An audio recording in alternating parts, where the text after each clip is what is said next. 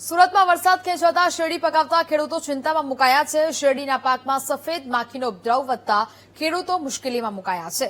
હવામાનમાં આવી રહેલા ફેરબદલને કારણે છેલ્લા કેટલાક વર્ષોથી દક્ષિણ ગુજરાતમાં નિયત સમય કરતા વરસાદ મોડો થવાનું નોંધાઈ રહ્યું છે। આ વખતે પણ વરસાદ લંબાતા શેરડીના પાક પર મોટા પ્રમાણમાં સફેદ માખીનો ઉપદ્રવ વધ્યો છે। ઓલપાડના કુડસદ સાંધિયેર સહિતના અનેક ગામોમાં આ રોગ એટલી હદે ફેલાયો છે કે શેરડીના પાન સુકાઈને કાળા પડી ગયા છે।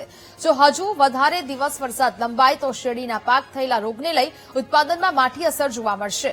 ખેડૂતોના ખેતરોમાં શેરડીના પાકનું ઉત્પાદન ઘટતા તેની સીધી અસર શુગર મિલો પર પડી શકે છે। આ શેરડીનો પાક છે, વરસાદ તો છે નહીં, વરસાદ ખેંચાયો પહેલેથી વ્હાઇટ ફ્લાયનો ઉપદ્રવ હતો, પણ વરસાદ ખેંચાવાથી વ્હાઇટ ફ્લાયનો ઉપદ્રવ વધી ગયો છે। દવા છાંટવા પછી પણ પાણી લીધે પણ આ શેરડી સુકાઈ ગઈ છે। એકદમ શેરડી 11 વીઘાનો નંબર છે।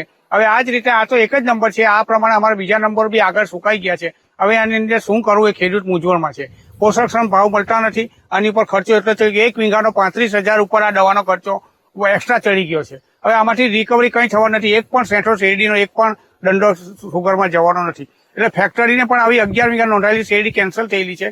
તો આવી 11 વીઘા શેરડી તો ફેક્ટરીને કેવી રીતે માલ મળવાનો? જેમ વરસાદ ખેંચાય એટલે સ્વાભાવિક છે કે વાતાવરણમાં ભેજનું પ્રમાણ વધે અને ગરમીને પાણી સમયસર ન મળવાથી વ્હાઇટ ફ્લાયનું દર વર્ષે આગમન થતું હોય છે।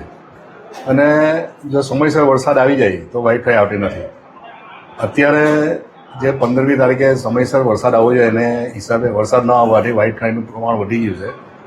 સુગર ફેક્ટરી તરફથી જે તે વિભાગના અધિકારીઓને ગામે ગામ મોકલવામાં આવેલા છે અને જે તે સૂચનો આપવાના આવે। અત્યારે શેરડી પણ મોટી થઈ ગઈ એટલે એવું શક્ય નથી કે દવાનો છંટકાવ થાય, પણ અમારી સુગર ફેક્ટરીમાં વ્હાઇટ ફ્લાય અંગેના એના પટ્ટા બનાવવા છે, એ પટ્ટા લગાવીએ તો એના જે ઉપદ્રવ થાય એના માટે જીવાત ઉપરથી એ વ્હાઇટ ફ્લાયને ખાઈ જાય તો એનાથી થોડુંક સંકલન કરીને એનો ઉપદ્રવ ઓછો થઈ શકે છે।